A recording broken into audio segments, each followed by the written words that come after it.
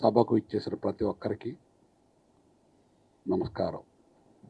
NT Ramarao గారు ఆ పేరంటేనే ఒక రకమైన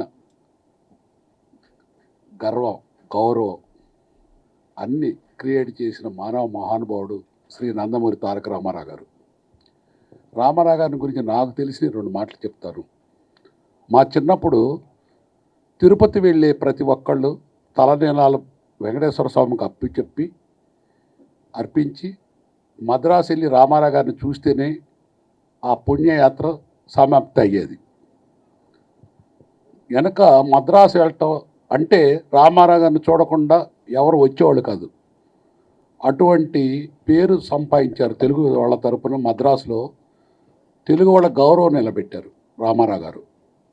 నటుడు గారే కాదు, వ్యక్తిగా కూడా ఎంతో అత్యున్నత గౌరవం కల ఒక మానవ మహానుభావుడు ఆయన.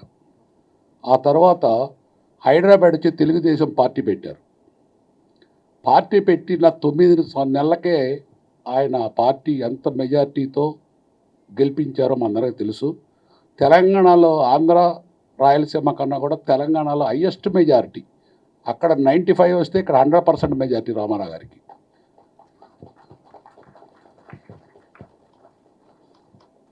అటువంటి మహానుభావుడు మన తెలుగువాడు అయినందుకు గర్వపడుతూ, వెనక మనం నార్త్ వెళ్తే మీ అందరికీ తెలుసు, చాలా కాలం క్రితం 30-40 ఇయర్స్ క్రితం మన అందరినీ మద్రాసి అనేవాళ్ళు.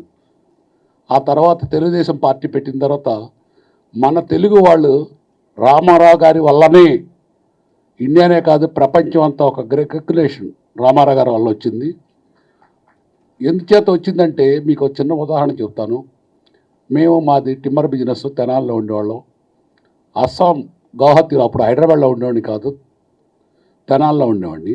అస్సాం గౌహతిలో టిమ్మర్ తెచ్చుకుంటుంటే వాళ్ళు ఆ రోజుల్లో మీరు మద్రాసి అనేవాళ్ళు 1980s ముందు. ఆ తర్వాత ఒకసారి రామారావు గారు వచ్చే విమానం ఎక్కి ఆయన వచ్చే ఫ్లైట్లోనే మేము గౌహతి వెళ్ళటం జరిగింది. ఆ ఎయిర్పోర్ట్ని సిఆర్పి మిలిటరీ వల్ల కాలేదు, ఆ క్రౌడ్ని కంట్రోల్ చేయటం. ఒక తెలుగు ప్రజలు గౌహతి వస్తే, అదే టైంలో ఇందిరాగాంధీ వస్తే ప్రఫుల్ల కుమార్ మహంతి ఆయన ఫస్ట్ టైం అస్సాం గణ పరిషత్తుని పెట్టారు. ఆయన రామారావు గారిని హైదరాబాద్ వచ్చి ఇన్వైట్ చేశారు నాకు సపోర్ట్ చేయమని. రామారావు గారు అస్సాం వెళ్ళారు.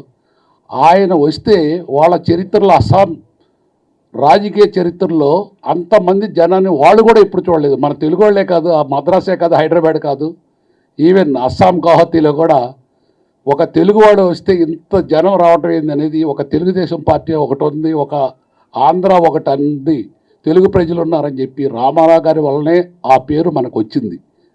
దీనన్నిటికీ కారణం ఆ మహానుభావుడు పుట్టిన నక్షత్రం.